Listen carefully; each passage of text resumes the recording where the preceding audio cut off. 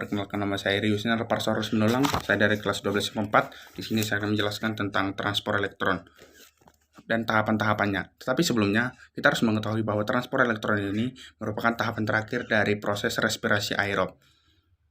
Tahapan transport elektron ini memiliki 5 tahapan, yaitu yang pertama, NADH terikat ke protein kompleks 1, melepaskan ion hidrogen yang merupakan proton dan elektron yang berubah menjadi NAD positif.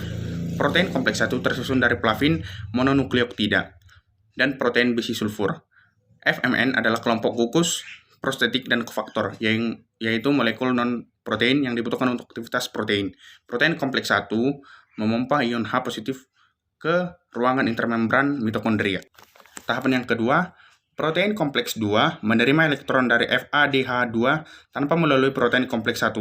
FADH2 teroksidasi melepaskan ion H positif dan elektron menjadi FAD positif. Molekul yang menjembatani kompleks 1 dan kompleks 2 ke protein kompleks 3 adalah ubiquinon atau Ki. Ubiquinon ini adalah molekul yang terlalu dalam lemak dan bergerak bebas pada bagian hidrofobik dari membran dan mitokondria. Ubiquinon menerima proton dan elektron dari NADH dan FADH2 melalui kompleks 1 dan 2. Ubiquinon yang tereduksi Ki-H2 membawa proton dan elektron ke protein kompleks berikutnya dalam transport elektron.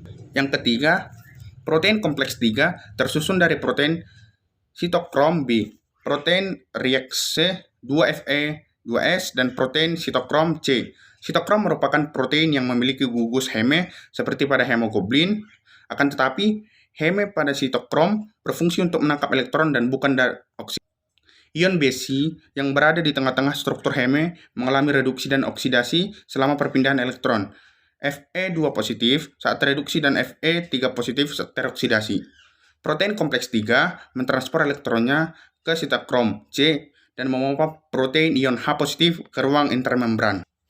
Proses yang keempat yaitu sitokrom C membawa elektron ke protein kompleks keempat. Protein kompleks keempat tersusun dari protein sitokrom C, A, dan A3.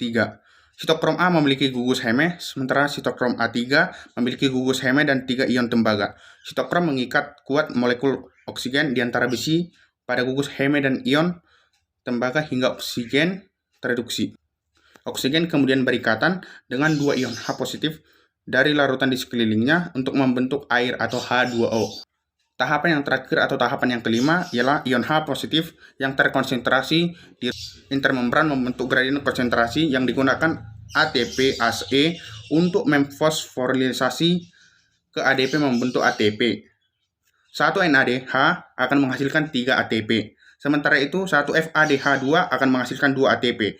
NADH lebih banyak menghasilkan ATP karena NADH melepaskan ion H positif dan elektronnya melalui protein kompleks 1 dan memompa lebih banyak ion H positif dibandingkan FADH2 untuk kemiosmosis.